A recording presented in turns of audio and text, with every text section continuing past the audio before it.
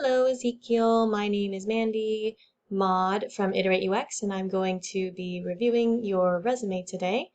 So taking a look at your resume, a few things just to start. Aesthetically, I would consider making these all black, or having all of this some form of blue, but not this blue. This blue is actually very difficult to read on your white background, which could be an accessibility issue, and that could be a red flag. So I would either change this to a different shade of blue, a darker blue, or I would make it all black completely. Also taking a look at this, just from an aesthetic point of view, I think I would want to see your name a larger font, because it's not standing out to me right now. And I know that that might, if you're looking at UI focused jobs or UI UX focused jobs, they're going to be paying a lot of attention to the way that you have things laid out, especially your resume, and not having a hierarchy of lettering could be a red flag for them. So I would make this bigger. Also, I noticed that there's spacing here that's inconsistent with the spacing underneath, so I would change that. And instead of having your entire portfolio here, I would either have this just say portfolio.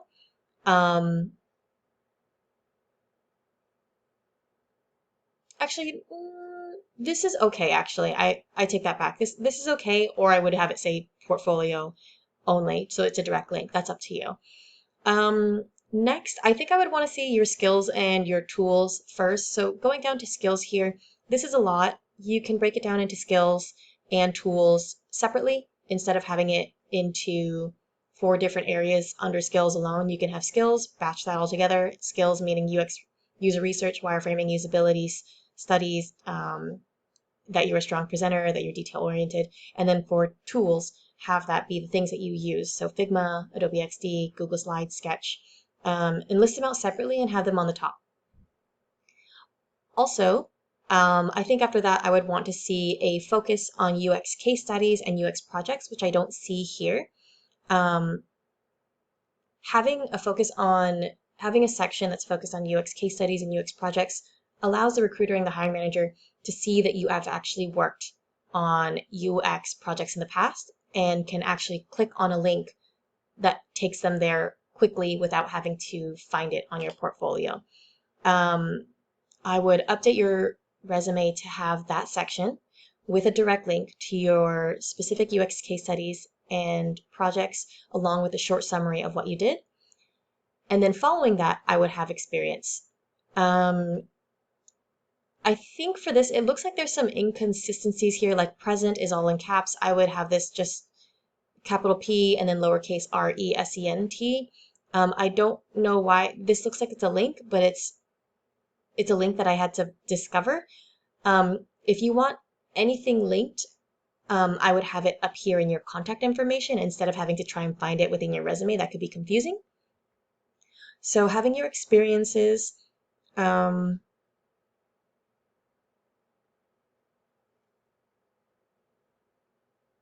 then I'm just reading here. Paying special attention also to little things like this. There's 2 spaces here. I can tell you need to correct that. Also, this should be a capital U, capital X for user experience. There should also be a space here. Capital U, capital I for user interface, and there should be a space there. I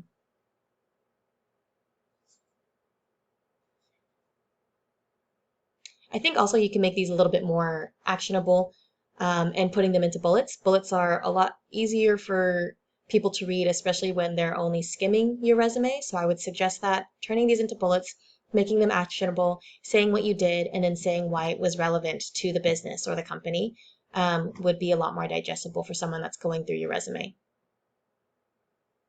And then after experience, then you can list your education. It doesn't need to be this long. This is very, very long for education. Usually the education is only listed as the program or the school, the years that you attended, and what you achieved from it, whether it was a certificate or a bachelorette or a bachelor.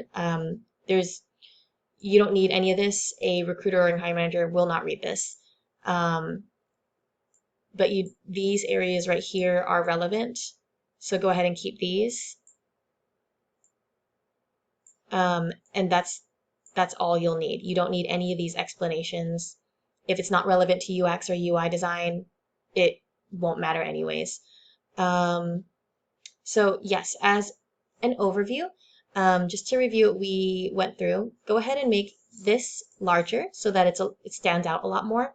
Reconsider these letters being light blue. If you are going to change it and you want color, make it the entire name, and also make it readable. Right now it's a little bit too light to be readable, and that's an accessibility issue. Pay attention to your spacing underneath the letters here. That might be a red flag if you don't correct that. Have tools and skills listed first, followed by UX case studies or UX projects, followed by your experience with actionable bullet points, and then followed by just a list of your education and what you achieved while you were there.